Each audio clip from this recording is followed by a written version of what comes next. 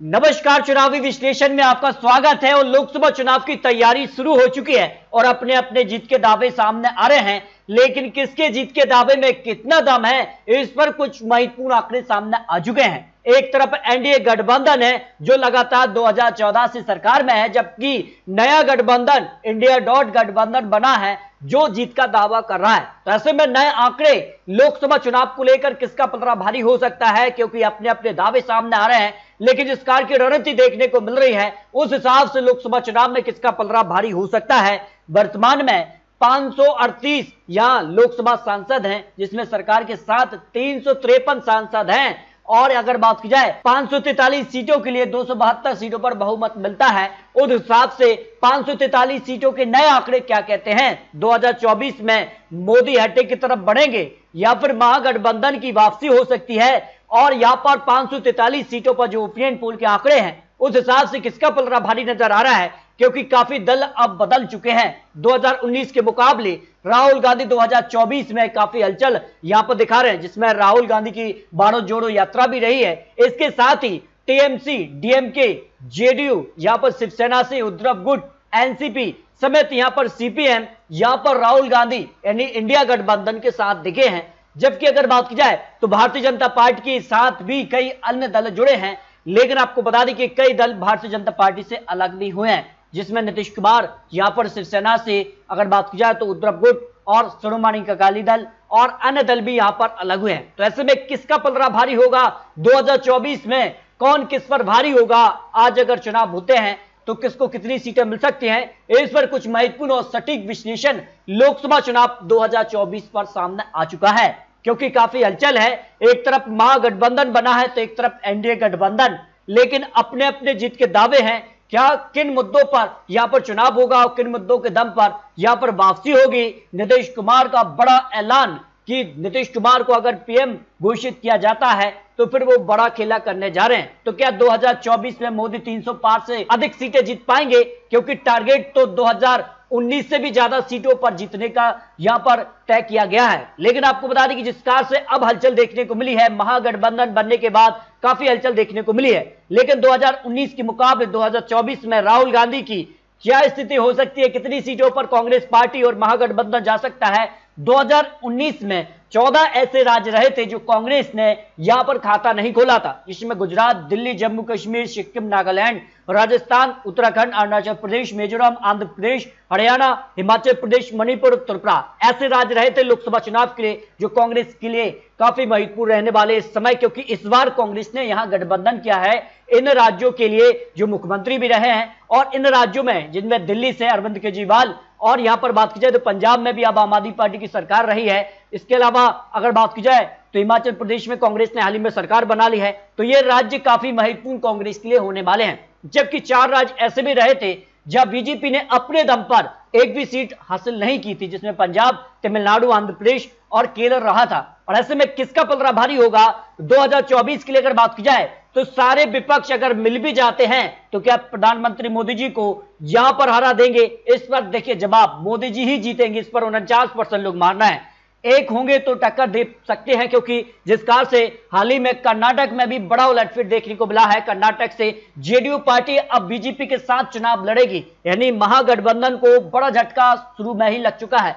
थोड़ा असर पड़ेगा, एक हो तो जाए पहले, क्योंकि काफी कुछ ऐसा माना जा रहा है कि कहीं ना कहीं आपसी मतभेदों के चलते यहां पर काफी बड़ा उलटफेर यानी गठबंधन टूट भी सकता है। मोदी राहुल का सीधा मुकाबला 2019 में 161 सीटों पर हुआ था, जिनमें से 12 राज्य आ जाते हैं। और यहां पर देखिए नरेंद्र मोदी जी 147 सीटों पर जीते थे 161 सीटों में, जब पीएम मोदी और राहुल गांधी की सीधी टक्कर होती है, यानी ऐसे राज्य जहां बीजेपी और कांग्रेस पार्टी ही आमने सामने होती है। और अगर राहुल गांधी की बात की जाए तो 9 सीटों पर जीत हासिल की थी, अन्य के पक्ष में 5 सीटें रही थी, यानी यहां पर सीधे तौर पर प्रधानमंत्री मोदी जी की बड़ी जीत हुई थी। लेकिन इस बार अंतर देखने को मिल सकता है।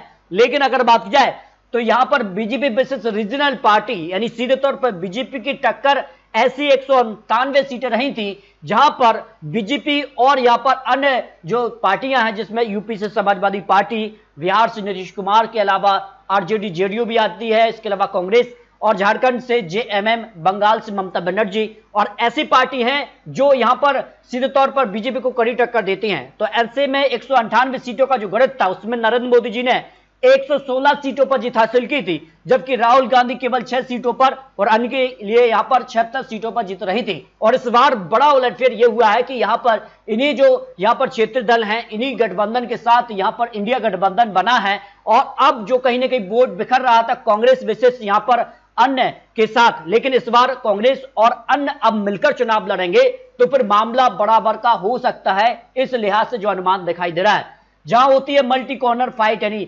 बीजेपी, कांग्रेस और अन्य, यहां पर 93 सीटें आती हैं। और यहां पर नरेंद्र मोदी जी ने 40 सीटें जीत हासिल की थी, राहुल गांधी ने 12 सीटें और अन्य के पक्ष में 41 सीटें। लेकिन इस बार अन्य प्लस से राहुल गांधी 7 आ चुके हैं, तो जो वोट शेयर यहां पर बिखराव होता है वो कहीं ना कहीं एक साथ हो जाएगा। और इस हिसाब से अगर देखें आंकड़ा, तो करीब 60 से ज्यादा सीटें यहां पर फिर हो सकती हैं। तो यहां पर सीधे तौर पर फाइट यहां पर हो सकती है। लेकिन अगर बात की जाए तो सभी राज्यों के लिए जो ओपिनियन पोल के आंकड़े, लेटेस्ट ओपिनियन पोल के आंकड़े हैं, उस हिसाब से 40 सीटें बिहार से आ जाती हैं। और सबसे बड़ा उलटफेर बिहार में देखने को मिला है हाल ही में।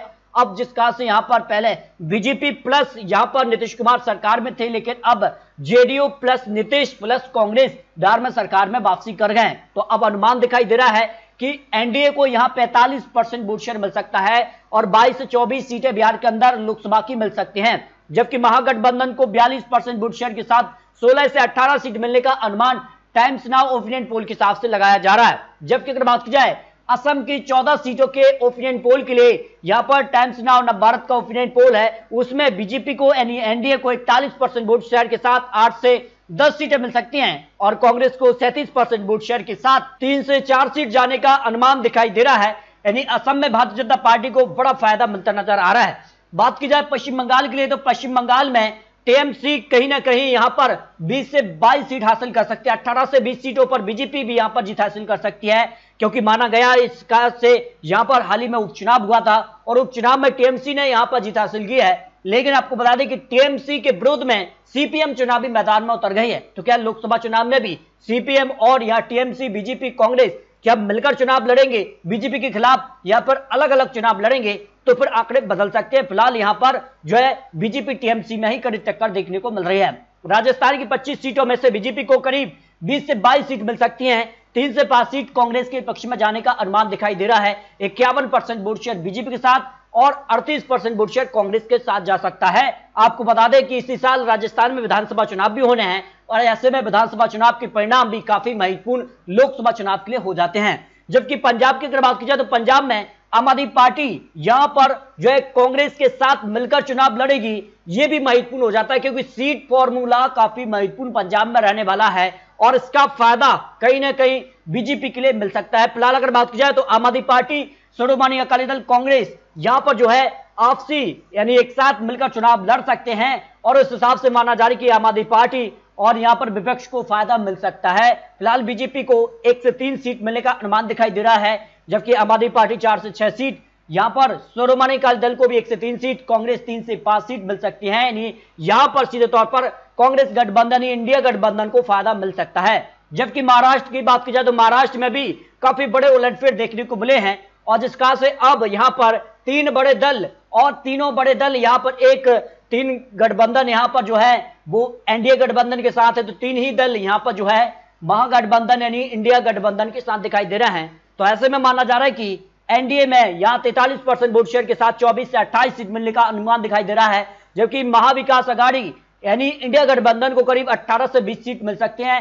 1 से 2 सीट अन्य के पक्ष में भी जा सकती हैं, जो कि महाराष्ट्र को लेकर अनुमान दिखाई दे रहा है। मध्य प्रदेश की 29 लोकसभा सीटें आ जाती हैं। मध्य प्रदेश में इसी साल विधानसभा चुनाव भी हैं और विधानसभा चुनाव के परिणाम लोकसभा चुनाव के लिए भी महत्वपूर्ण हो जाते हैं। और ऐसे में नवभारत टाइम्स नाउ का ओपिनियन पोल के हिसाब से मध्य प्रदेश के लिए बीजेपी को 22 से 24 सीट मिल सकते हैं, जबकि कांग्रेस यहां 5 से 7 सीटों पर कड़ी टक्कर दे सकती है, जो अनुमान मध्य प्रदेश लोकसभा चुनाव पर लगाया जा रहा है। कर्नाटक की बात की जाए तो कर्नाटक में अब बीजेपी के साथ जेडीएस आ चुकी है और इस हिसाब से बीजेपी को कर्नाटक में अब फायदा मिल सकता है। सीधे तौर पर माना जा रहा है कि बीजेपी अब 20 सीट से भी ज्यादा सीटें कर्नाटक में हासिल कर सकती है, जबकि कांग्रेस यहां पर 5 से 8 सीट पर ही पहुंच सकती है, क्योंकि जेडीएस अब बीजेपी के साथ मिलकर चुनाव लड़ेगी लोकसभा चुनाव।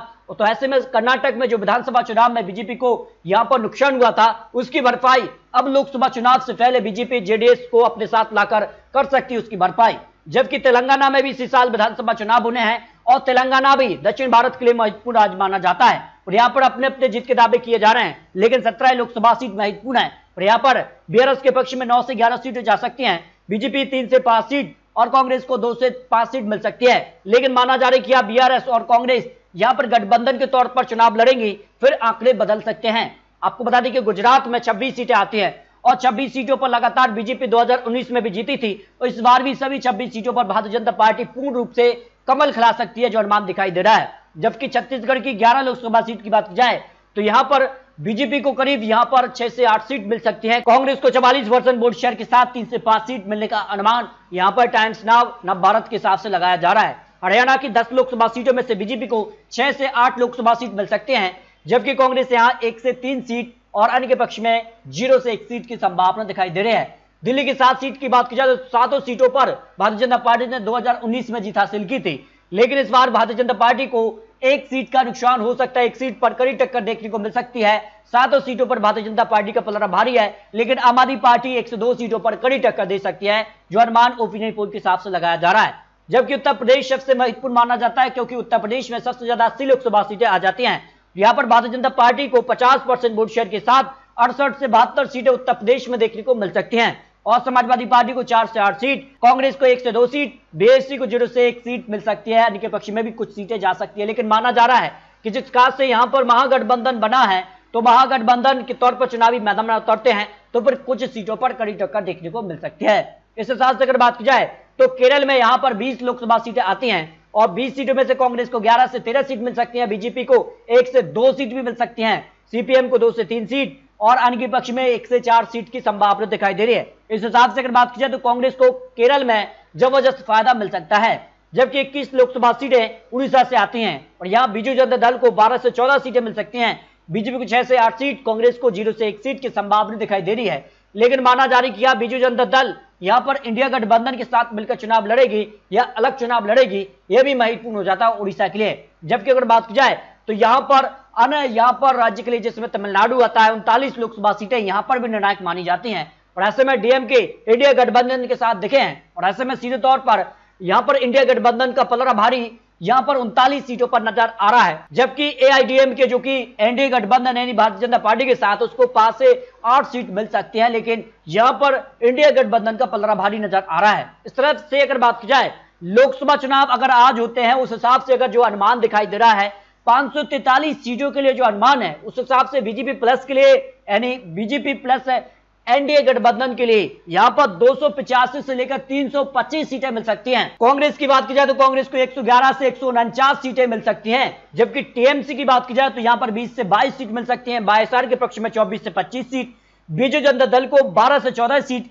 बीआरएस को यहाँ 9 से 11, आम आदमी पार्टी को 4 से 7 सीट मिल सकती है, समाजवादी पार्टी को भी 4 से 8 सीट, अन्य के पक्ष में 18 से 28 सीट मिल सकती हैं।